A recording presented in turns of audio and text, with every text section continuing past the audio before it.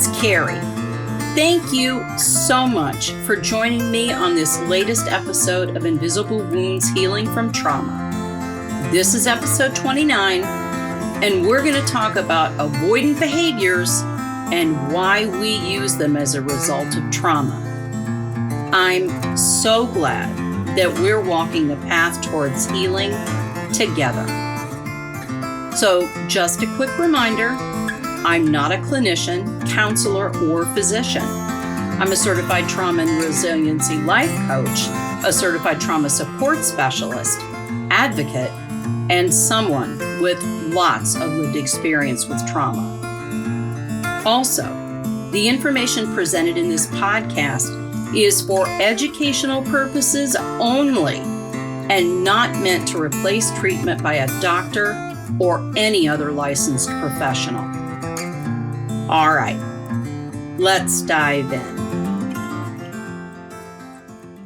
So in the last episode, we talked about self-sabotage and what that looks like. So I thought a natural transition would be to talk about avoidant behaviors, which can be a form of self-sabotage. So let's be clear. Everyone avoids things from time to time. No one likes to deal with negative things, events, people, difficulties, or consequences. Notice that I said from time to time. However, when we experience trauma and all of the pain that comes with it in all of its many different forms, think about physical, emotional, mental, financial, environmental, social, and relational. It's just a tangle of awfulness.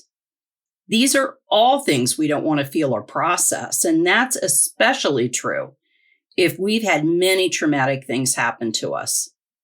It's overwhelming pain that we're exposed to over and over again. I mean, who wants to feel that? So over time, we shove down and bury that pain. We hide it deep within ourselves so we don't have to deal with it. Avoidance is like an emergency coping response that we develop. When we feel helpless and vulnerable, avoidance gives us a weird sense of control. We also bury our trauma so we can just move on and keep functioning in life. Along with this, we may also begin to consciously or unconsciously avoid people, places, events, situations, and things that we associate with those traumas. For example, if you're bitten by a dog as a child, you most likely will develop a fear of dogs. You then do everything you can to avoid being around or even seeing dogs. You could develop a hatred for dogs. You could even avoid going to a friend's house because they have a dog. It makes sense you have a traumatic event, develop a fear, then do everything that's within your power to make sure you are never bitten again. Often, however, what begins to happen is that we use avoidance as a coping skill. We avoid anything that might be scary, new, challenging, or unfamiliar. We put things off. We procrastinate. We wait to the last minute until we're under some sort of deadline to get things done. We are so used to bearing things that aren't comfortable for us that we apply it to everything. One thing that many of us as trauma survivors have is all or nothing thinking. It's either one way or the other. There is no middle ground. There's no shades of gray. So in using avoidant behavior, instead of avoiding just the situations that caused us trauma, we avoid everything. Our avoidant behaviors can cause us to feel disconnected, not only from ourselves and our surroundings, but sometimes from reality as well. We may not even feel physical pain. This can lead to self-harming behaviors like cutting. In an effort to have some control, we might develop eating disorders.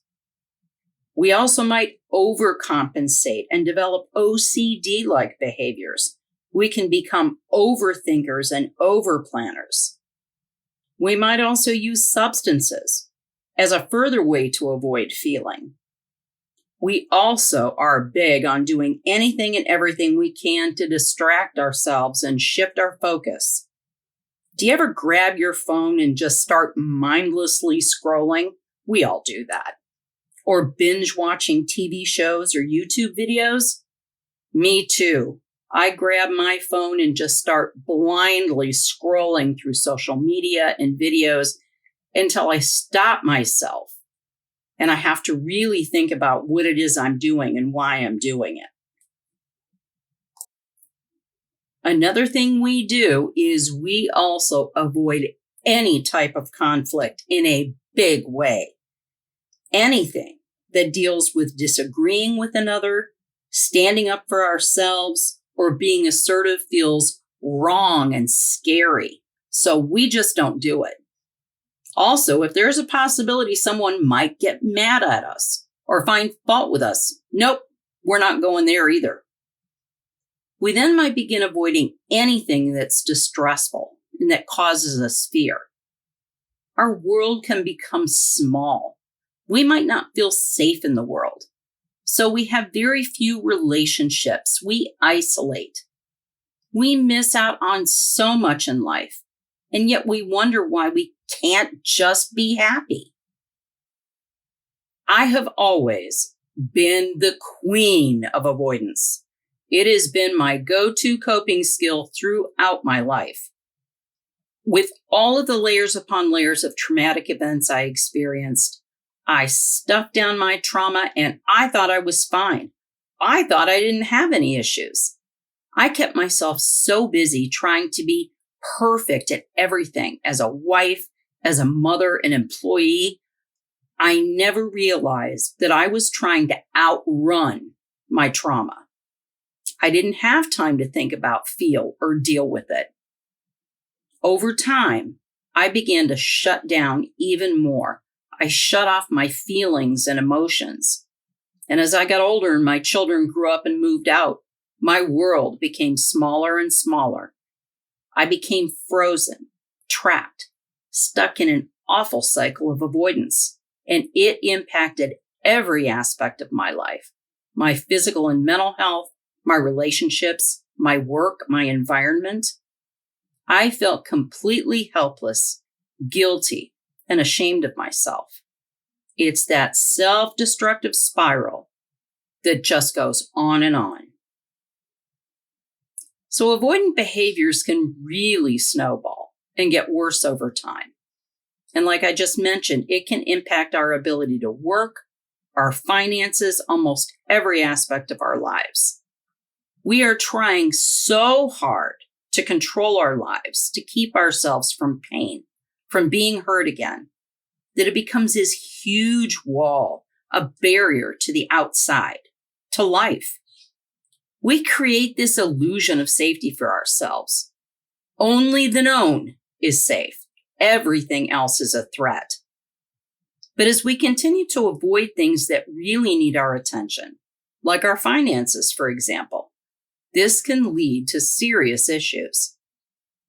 For example, if we spend money we don't really have, we can end up being overdrawn on our bank account. If we don't pay our bills, they might compound fees and penalties, so we end up owing even more money. It's a vicious cycle. Avoid, negative consequences, avoid, more negative consequences, on and on. These kinds of things also reinforce negatively how we see ourselves, how we feel about ourselves.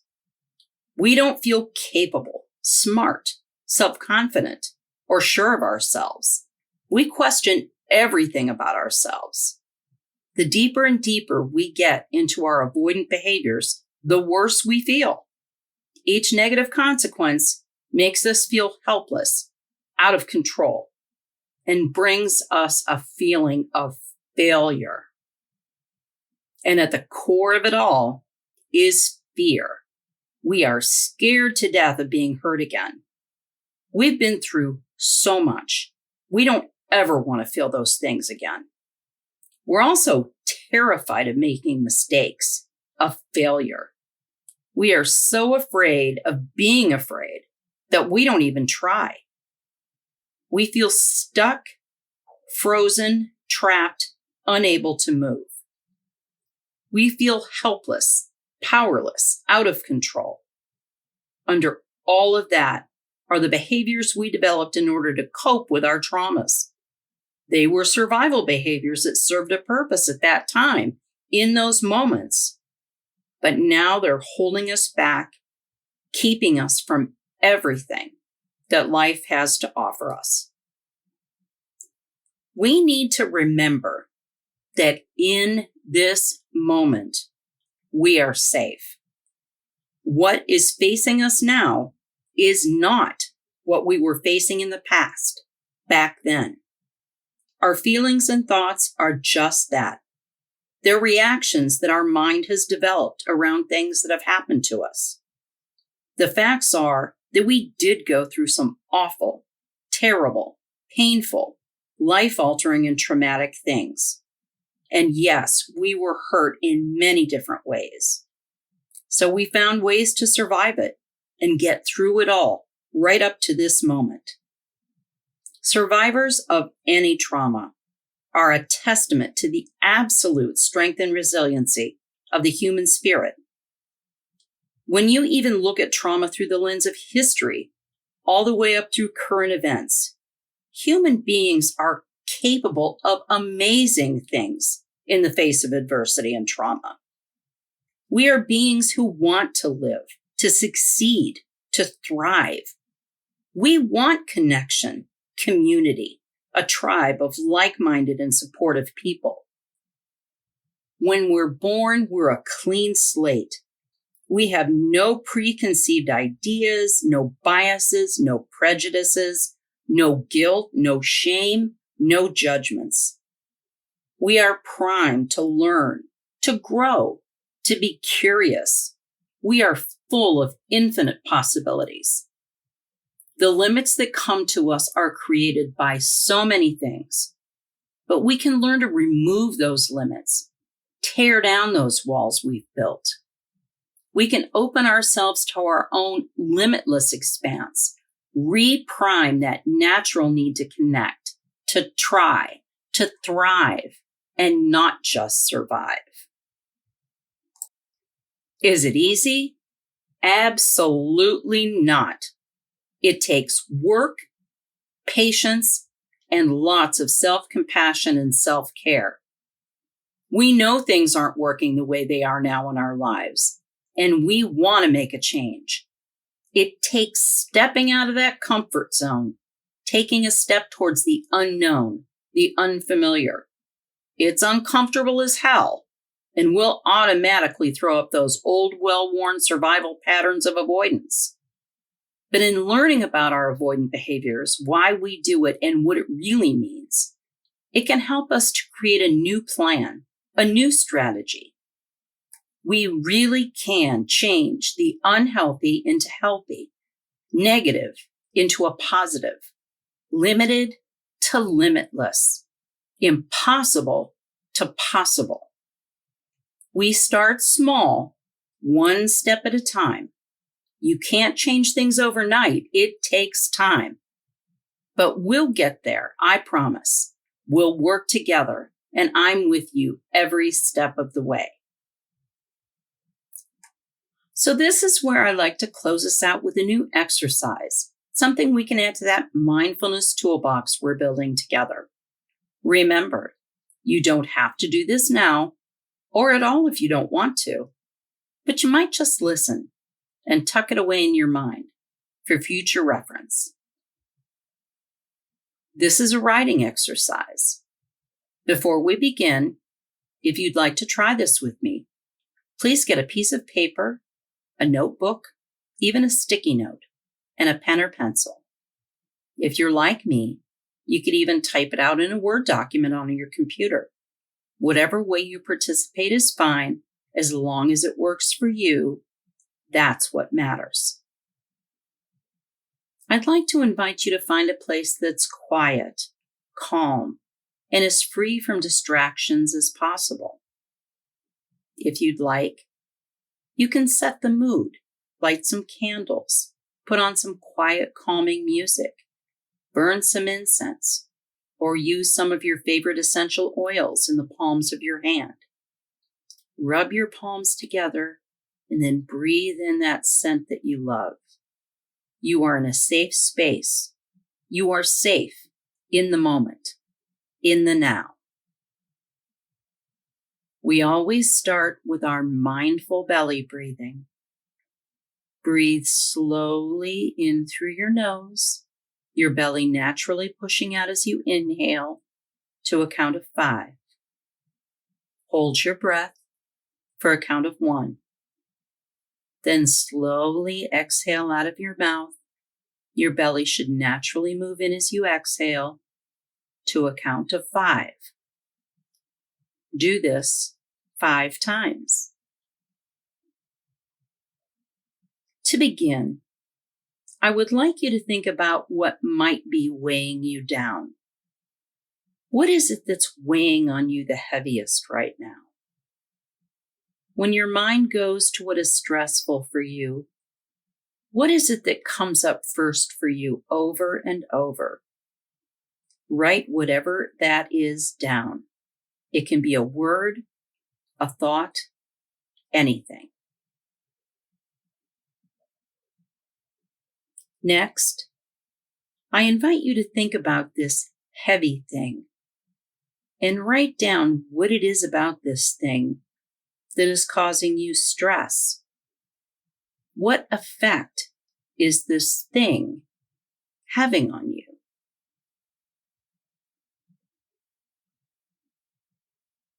Next, think about what you have done or are currently doing to deal with this heavy thing. Identify what things you have done. If what you've been doing to deal with it is to avoid it or put it off, then write that down. That is what you've been doing. Next, looking at what you have done or are currently doing to deal with this heavy thing. Can you write out your thoughts as to whether these seem like healthy ways to deal with it, or do they seem unhealthy to you? Why do they seem healthy or unhealthy to you? Write down what you think. Next, looking at this heavy thing and your ideas around it, what are things that you can identify about it as being within your control? Remember, we only have control over ourselves, our actions, reactions, and responses. We have no control over others. Next, write out what is not in your control in dealing with this heavy thing. Next, go back to what you wrote out as to what is within your control with the situation. Look at the things you listed that are in your control. What is one small first step you can take? One action you can complete in order to deal with it? After you have made your plan and taken this first step that you've identified in order to deal with this heavy thing that is weighing you down, what is something good you can do for yourself as a reward? Something just for you, something healthy you could do. It could be something small, something positive, perhaps starting a step in a new healthier routine that is supportive for your health and well-being. Something I've started for myself that has been immensely helpful is beginning my morning with a gratitude routine. I use an app, but you don't have to. You can start by just thinking about or writing down 3 things you're grateful for in the morning. Keep a notebook or journal next to your bed. Make it easy to do. sometimes just those small changes can pave the way for bigger change. The app I use is called Gratitude Self-Care Journal by Hapjoy Technologies. It gives you different prompts daily, has an affirmation section, daily Zen section, and you can even create your own vision board with photos. It isn't completely free, but there are a ton of highly rated free apps that you can use. You could also use your own basic phone tools like Google or iPhone tasks and reminders to create your own unique prompts. Be creative and put together something that speaks to you. You can even create your own collage in your photos as a type of vision board. For example, you could put photos together for your dream vacation or dream career. Put together a collage of family, friends, or pets. Another idea is a collage of sayings or quotes that speak specifically to you. I hope this exercise was something you found helpful. Like I keep saying, it's just another tool we're adding to that mindfulness toolbox that we're building together.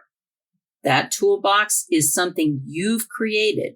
It's there for you to use. So whenever you need to go to that toolbox and pull out a grounding technique, a coping skill, anything we've learned, do it. I also take each exercise portion of every episode and put it to beautiful music and video and upload it to my YouTube channel, Invisible Wounds Healing from Trauma. Please like, subscribe, and share widely if you like what you see and hear. Thank you so much for taking the time to listen today. And please keep on listening. Wherever you listen, please like, subscribe, favorite, follow me, and share widely, please. And what you think is really, really important to me. So comment on the show, let me know topics you'd like to hear, anything that's on your mind. You can find me on Facebook at Invisible Wounds Healing from Trauma, on Twitter at Kerri Walker 58, and my website, invisiblewoundshealingfromtrauma.com. Look for my new episodes dropping every Monday on all of your favorite podcast, music, and listening apps. Please take extra good care of yourself, and we'll talk soon.